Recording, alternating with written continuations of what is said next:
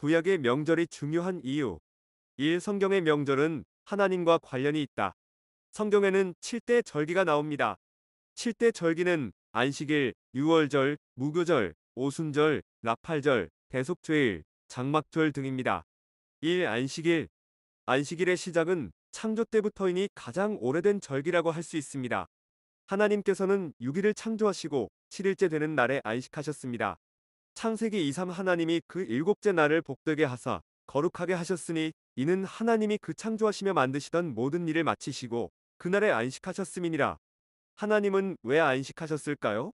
피곤하시거나 머리가 복잡하시거나 창조가 스트레스가 되어서일까요? 히브리어로 안식은 사바트로 그치다, 쉬다 등의 뜻을 가지고 있습니다. 그런데 학자들이 사바트를 분석해보니 돌아가다의 슈브와 언약에 베리트가 들어가 있다는 것을 발견했습니다. 즉 안식이란 말 속에는 죄인이 돌아오도록 한다는 의미가 숨겨져 있는 것입니다. 하나님께서는 창조 때부터 그의 무궁하신 긍휼하심으로 집 나간 자식을 기다리는 부모처럼 인간이 자신을 떠난다 할지라도 다시 돌아올 수 있도록 하겠다는 확고한 의지를 가지셨던 것입니다. 그래서 십계명에도 출애굽기 28 안식일을 기억하여 거룩하게 지키라라고 하신 것입니다. 이 유월절. 유월절은 출애굽기 12장에서 처음 언급됩니다. 유월은 한자로 넘을 유유 넘을 월월로 넘어가다는 뜻입니다. 모세가 이집트의 노예로 있던 이스라엘 백성들을 놓아주라고 바로왕에게 말했지만 바로왕이 거절합니다.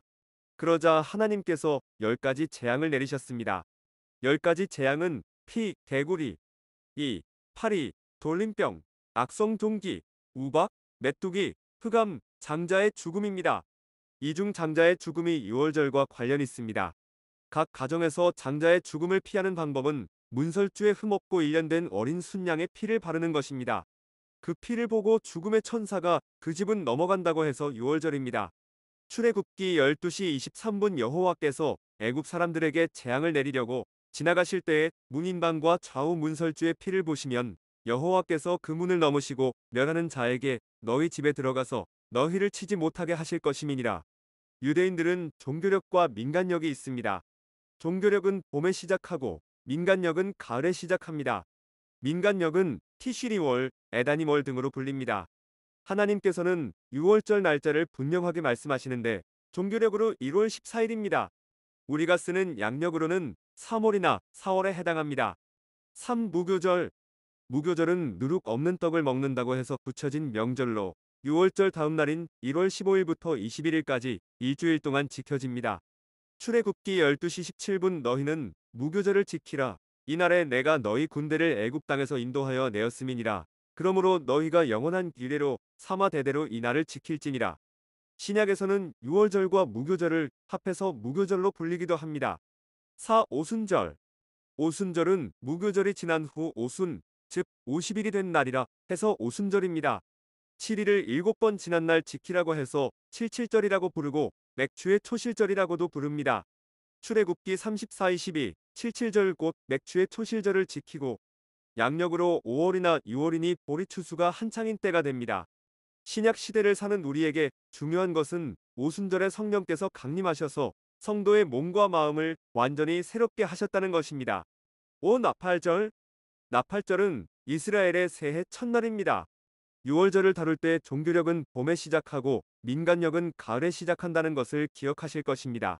종교력으로는 7월 1일이 민간력으로 새해 첫날입니다.